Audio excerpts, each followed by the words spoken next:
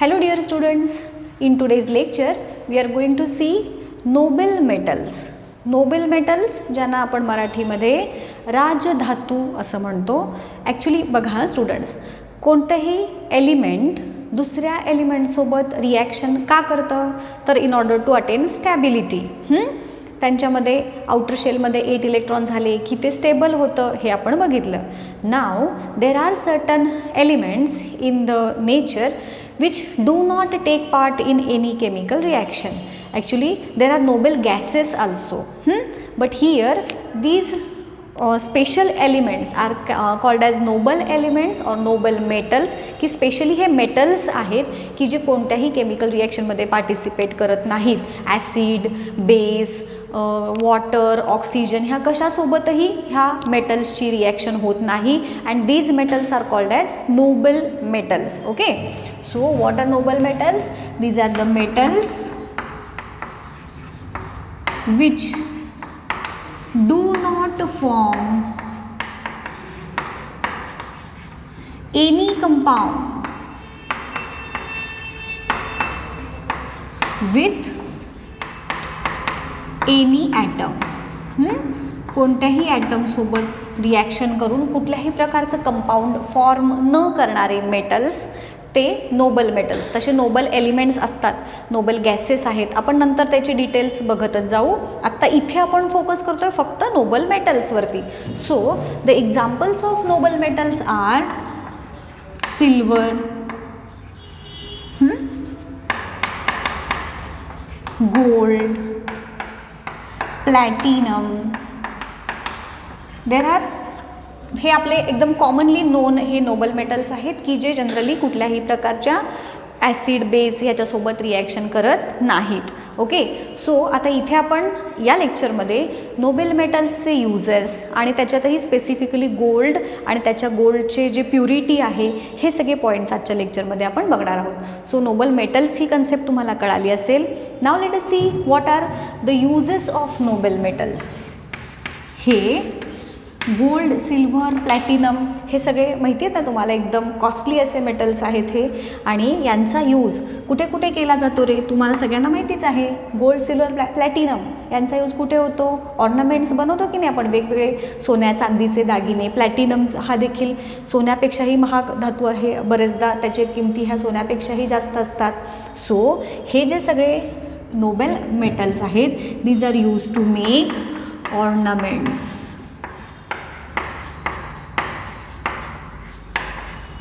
त्याच्यापासून आपण वेगवेगळ्या प्रकारचे दागिने बनवतो.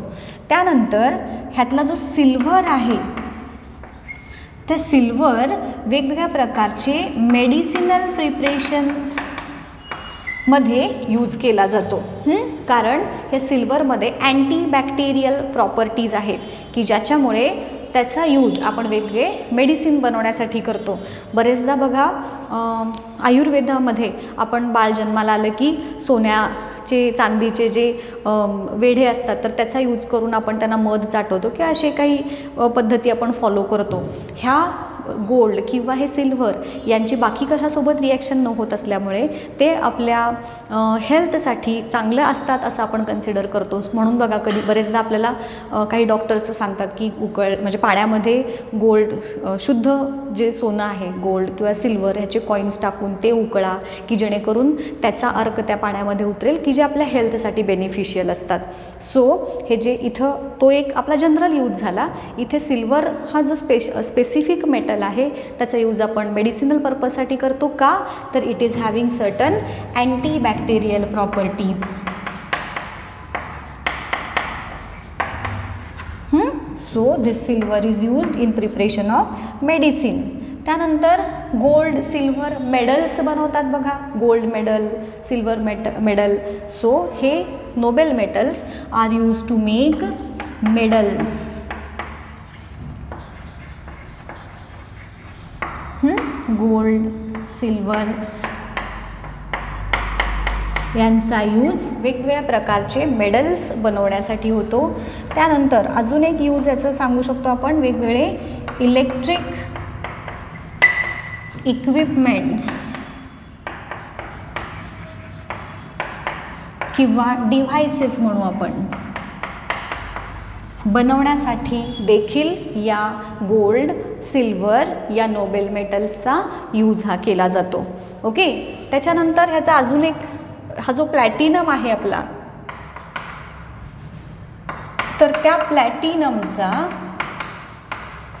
यूज हा कॅटॅलिस्ट म्हणून केला जातो. आता हे जे यूजेस आहेत हे कॉमन आहेत, हे आपल्याला, तुम्हाला पण माहिती असतील ह्यातले बरेचसे यूजेस. आता हा जो प्लॅटिनमचा यूज आहे तो थोडासा युनिक आहे, मे बी तुम्हाला हा यूज माहिती नसेल. कॅटॅलिस्ट ही कन्सेप्ट माहिती आहे तुम्हाला स्टुडंट्स?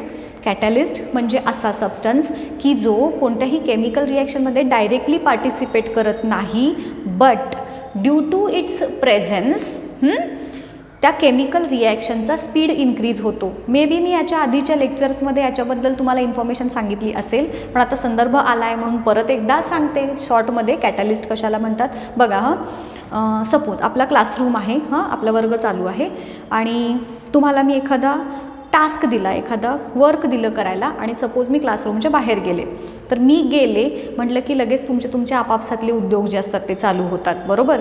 परत मी आले की परत तुमचे सगळे उद्योग बंद झाले आणि तुम्ही आपापली कामं करता. म्हणजे बघा, मी तुमचं होमवर्क किंवा तुम्हाला जे काम दिलेलं आहे ते मी स्वतः केलं का? नाही केलं, but due to my presence तुमची जी प्रॉपर वर्क आहे ते व्यवस्थित पार पडलं. अशाच पद्धतीचा रोल हा कॅटॅलिस्ट परफॉर्म करतो की कुठल्या केमिकल रिॲक्शनमध्ये तो पार्टिसिपेट करत नाही, बट तो प्रेझेंट आहे म्हणून केमिकल रिॲक्शनचा रेट किंवा स्पीड हा इन्क्रीज होतो. अशा सबस्टन्सला म्हणायचं catalyst. So this platinum acts as a catalyst in any type of chemical reaction. आले लक्षात? हे यूजेस खूप महत्त्वाचे आहेत स्टुडंट्स, हे तुम्हाला एक्झाममध्ये विचारले जातात. आता आपण वळूयात स्पेसिफिकली गोल्डकडे. गोल्ड हा लेडीजचा सगळ्यात आवडता असा म्हणजे वीक पॉईंट असतो काही लोकांच्या बाबतीत. सो हा जो गोल्ड आहे जनरली आपण ऑर्नामेंट्स करण्यासाठी यूज करतो. आता हे जे 24 कॅरेट म्हणजे गोल्डची जी प्युरिटी आहे ती आपण कॅरेटमध्ये मोजतो, होय की नाही. मग जे 24 कॅरेट गोल्ड आहे तर ते 100% प्युअर आहे असं आपण कन्सिडर करतो की ज्याच्यामध्ये कुठलाही भेसळ किंवा अदर मेटल्स हे मिक्स केलेले नसतात. पण एक लक्षात घ्या स्टुडंट्स, हा जो 24 कॅरेट गोल्ड जे असतं ते खूप सॉफ्ट असं असतं. जरा जरी त्याच्यावरती आपण प्रेशर अप्लाय केलं की त्याचा शेप चेंज होतो. आता अशा प्रकारे जर एकदम प्युअर गोल्ड जर तुम्ही घेऊन एखादा दागिना ऑर्नामेंट जर बनवलं तर त्याचं डिफॉर्मेशन होणार, त्याचा शेप चेंज होणार जरा जरी फोर्स प्रेशर अप्लाय झाला तर. आणि म्हणून एकदम शुद्ध सोनं आपण जनरली वापरलं जात नाही दागिने बनवण्यासाठी. मग जे गोल्डस्मिथ्स असतात सोनार, ते काय करतात, या गोल्डमध्ये काही अमाऊंटमध्ये सिल्वर किंवा कॉपर यासारखे मेटल्स मिक्स करतात काही ठराविक प्रमाणामध्ये. आणि मग त्या सिल्वर किंवा कॉपर किती प्रमाणात मिक्स केलं आहे याच्यावरती त्या सोन्याची शुद्धता म्हणजेच प्युरिटी ही ठरते. एकदम शुद्ध सोनं 24 कॅरेटचं, आणि मग जसं जसं त्याच्यामधलं कॉपर किंवा सिल्वरचं प्रमाण आपण वाढवत जाऊ तशी तशी त्याची प्युरिटी कमी कमी होत जाते. आणि त्यातले ते कॅरेट वेगवेगळ्या प्रकारचे प्युरिटी असणारे गोल्डची क्वालिटी ही तयार होते. मग आता इथे आपण आज डिस्कस करणार आहोत, एक चार्ट आहे तुमच्या टेक्स्टबुकमध्ये दिलेला की ज्याच्यामध्ये वेगवेगळ्या पर्सेंटेजमध्ये दिलेलं आहे सोन्याचं प्रपोर्शन, आणि त्या पर्सेंटमध्ये जेव्हा सोनं असतं तर त्याला किती कॅरेट गोल्ड आपण कन्सिडर करतो. नॉर्मली 22 कॅरेटचं जे गोल्ड असतं त्याच्यापासून आपण ऑर्नामेंट्स हे बनवतो. ओके, सो आता बघूयात आपण प्युरिटी ऑफ गोल्ड.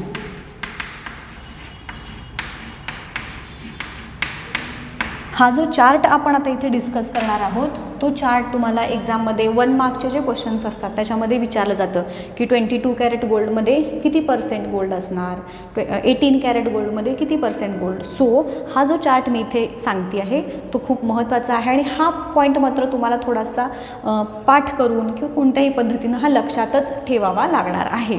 सो त्या चार्टमध्ये आपल्याला काय दिलेलं आहे की एका कॉलममध्ये दिलं आहे कॅरेट आणि दुसऱ्या कॉलममध्ये दिलेलं आहे गोल्डचं पर्सेंटेज. आता पहिला जो पार्ट आहे तो आहे 24 कॅरेट गोल्ड. जसं की मी तुम्हाला आत्ता सांगितलं 100% प्युअर हे गोल्ड असतं ते 24 कॅरेट. हा 1 मार्क्ससाठी क्वेश्चन विचारला जातो. 24 कॅरेट गोल्डमध्ये किती % सोनं असतं किंवा 100% म्हणजे किती कॅरेटचं सोनं. सो 24% झालं. त्यानंतर येतो 22% गोल्ड की ज्याच्यामध्ये 91.66% हे गोल्ड प्रेझेंट असतं. मग उरलेले काय असतं, आयदर सिल्व्हर किंवा कॉपर त्याच्यामध्ये मिक्स केलं जातं. जनरली ह्या कॅरेट किंवा ह्या प्युरिटीच्या गोल्डचे दागिने हे शक्यतो बनवले जातात. का? कारण मग त्याला थोडासा हार्डनेस येतो आणि शेप त्याचा डिटोरिएट होत नाही. सोन्याचे जे दागिने असतात त्याचा shape as it is intact राहण्यासाठी म्हणून. हां, तुम्हाला सायंटिफिक रिझनसाठी देखील तो क्वेश्चन विचारला जातो की why goldsmiths mix certain amount of copper और silver while making gold ornaments. मग तिथं तुम्ही आन्सर काय सांगणार की प्युअर गोल्ड जे आहे 24 carat gold it is very soft in nature. And when और if we make ornaments using 24 carat gold then due to application of small amount of pressure also the shape of the ornaments get changed. आणि ते होऊ नये म्हणून आपण त्याच्यामध्ये silver और copper mix करतो. So the next is 18 carat gold की ज्याच्यामध्ये 75% हे सोनं असतं, गोल्ड असतं आणि बाकीचे जे उरलेले पर्सेंटेज आहेत ते असतात कॉपर किंवा सिल्वरचे. त्यानंतर येतो 14 कॅरेट गोल्ड.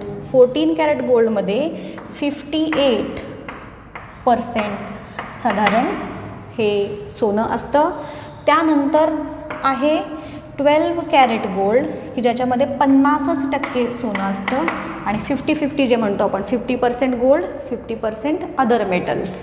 आणि जो लास्ट आहे तो म्हणजे 10% किंवा 10 कॅरेट गोल्ड ज्याच्यामध्ये 41.66% गोल्ड असतं. 50%पेक्षा कमी गोल्ड असतं आणि बाकीचे जे असतात ते म्हणजे अदर मेटल्स असतात. हा जो चार्ट आपण इथे लिहिलेला आहे तो खूप महत्त्वाचा आहे स्टुडंट्स फॉर 1 मार्क. जिथे जिथे तुमचे एक्झाममध्ये मार्क जातात ते नेहमी 1 मार्कच्या क्वेश्चनमध्ये जातात हे लक्षात घ्या. आणि त्यासाठी म्हणून ह्या व्हॅल्यूज तुम्हाला लक्षात थोड्याशा ठेवायला त्रास घ्यावा लागणार आहे. आता जशी जशी ह्या गोल्डची प्युरिटी कमी कमी होत जाते तसं तसं त्याच्या प्राईजमध्ये पण फरक येत जातो. शुद्ध सोन्याची प्राईज ही सगळ्यात जास्त असणार अर्थातच आणि जसं जसं त्याच्यामध्ये आपण बाकीचे मेटल्स मिक्स करू तशी तशी त्याची किंमत देखील कमी कमी होत जाते. आलं लक्षात? सो प्युरिटी ऑफ गोल्ड ही कॅरेटमध्ये मोजतो आपण आणि प्रत्येक वेगवेगळ्या प्रकारच्या कॅरेटमध्ये किती प्रमाणामध्ये गोल्ड आणि किती प्रमाणात अदर मेटल्स असतात ह्या एक्सप्लेन करणारा हा चार्ट आहे. आलं लक्षात तुमच्या? नोबेल मेटल ह्याच्यावरती तुम्हाला शॉर्ट नोट विचारली जाते. What are noble metals, what are uses of noble metals, purity of गोल्डवरती वेगळा प्रश्न तुम्हाला विचारला जातो. सो ह्या प्रत्येक पार्टवरती सेपरेट क्वेश्चन तुम्हाला एक्झाममध्ये विचारला जातो. होपफुली तुम्हाला हे जे पार्ट आज मी शिकवला तो समजला असेल. आजच्या लेक्चरमध्ये आपण इथेच थांबणार आहोत. नेक्स्ट लेक्चरमध्ये याच्या पुढचा पार्ट बघूया.